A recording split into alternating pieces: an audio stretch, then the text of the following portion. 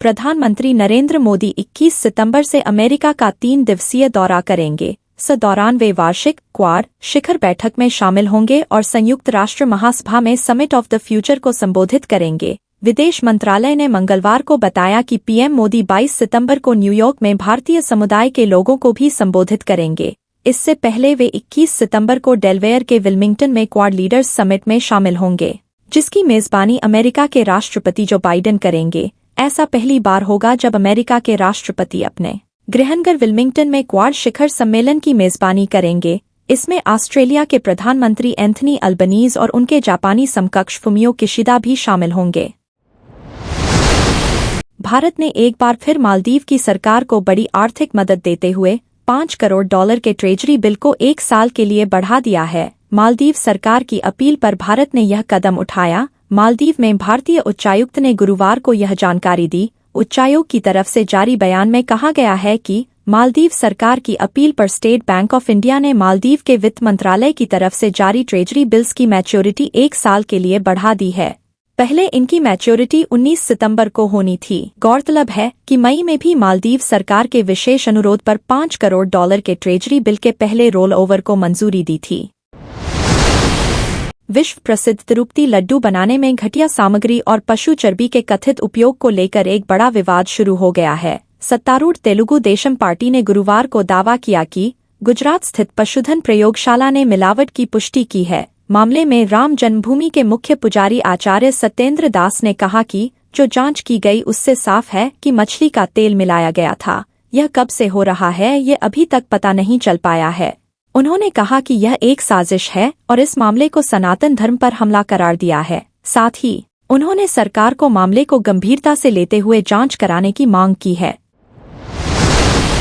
अनिल कपूर और आदित्य रॉय कपूर अभिनीत लोकप्रिय सीरीज द नाइट मैनेजर को 2024 के अंतर्राष्ट्रीय एमी अवार्ड्स में सर्वश्रेष्ठ ड्रामा सीरीज श्रेणी के लिए नामांकित किया गया है। International academy of television arts and sciences द्वारा गुरुवार को न्यूयॉर्क में घोषित किए गए नामांकनों में 14 श्रेणियों में भारत से केवल द नाइट मैनेजर को शामिल किया गया है। संदीप मोदी और प्रियंका घोष द्वारा निर्देशित द नाइट मैनेजर इस श्रेणी में फ्रांसीसी शो लेस कॉर्टेज डेड्यू, ड्रॉप्स ऑफ गॉड, ऑस्ट्रेलिया के न्यूज रीडर सीजन 2 और अर्जेंटीना के ईओसी एल एस्पिया एरेपेंटिडो सीजन 2 से प्रतिस्पर्धा करेगी।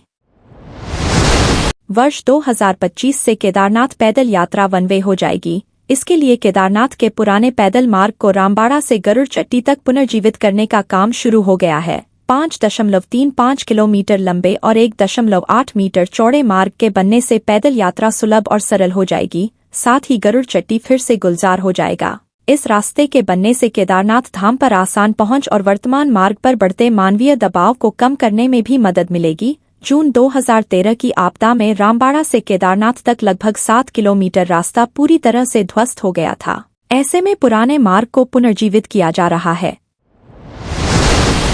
हिमाचल में औद्योगिक बिजली उपभोक्ताओं को दी जाने वाली ₹1 की सब्सिडी बंद कर दी गई है। घरेलू उपभोक्ताओं को 300 यूनिट तक ही सब्सिडी की राहत मिलेगी। 1 अक्टूबर से नई दरों के तहत बिजली बिल जारी होंगे। 300 यूनिट से कम बिजली की खपत करने वाले उपभोक्ताओं को स्लैब अनुसार ₹1.83 से लेकर ₹3.53 प्रति यूनिट की सब्सिडी मिलती रहेगी। प्रतिमाह 300 यूनिट से अधिक बिजली खपत करने वालों को ₹1.03 की सब्सिडी अब नहीं मिलेगी। इन उपभोक्ताओं को अब प्रति यूनिट ₹5.22 की जगह ₹6.25 चुकाने होंगे। सरकारी कर्मचारियों और अधिकारियों की क्षमता निर्माण कैपेसिटी बिल्डिंग को सुधारना और उन्हें भविष्य की आवश्यकताओं के अनुसार कुशल बनाने के लिए पीएम मोदी द्वारा शुरू किए गए मिशन कर्मयोगी कार्यक्रम में उत्तर प्रदेश भी अपनी सक्रिय भागीदारी निभा रहा है। पीएम मोदी के विजन के अनुरूप और सीएम योगी के नेतृत्व में प्रदेश में तैनात ज्यादा से ज्यादा सरकारी कर्मचारियों को इस कार्यक्रम से जुड़ने के लिए प्रोत्साहित किया जा रहा है। इसके फलस्वरूप कार्यक्रम के क्रियान्वयन के लिए स्थापित integrated government online training IGOT portal में 94,000 से ज्यादा सरकारी कर्मचारी और अधिकारी ऑन बोर्ड या रजिस्टर्ड हो चुके हैं। प्रतिकल्पा सांस्कृतिक संस्था द्वारा संस्कृति संचालनालय मध्य प्रदेश शासन के आयोजन में एवं संस्कृति मंत्रालय नई दिल्ली के विशेष सहयोग से 8 दिवसीय अभा संजा लोकोत्सव का शुभारंभ 22 सितंबर को सुबह 10 बजे अंतर्राष्ट्रीय संगोष्ठी से होगा। संस्था निदेशक ने बताया कि मालवी लोक कला एवं संस्कृति के संरक्षण व संवर्धन के लिए आयोजित इस लोकोत्सव में 22 सितंबर को सुबह 10 बजे से भारतीय लोक और जनजातीय भाषा, साहित्य एवं संस्कृति, विविध परंपराएं, नवाचार और विधाएं विषय पर अंतर्राष्ट्रीय संगोष्ठी का आयोजन होगा।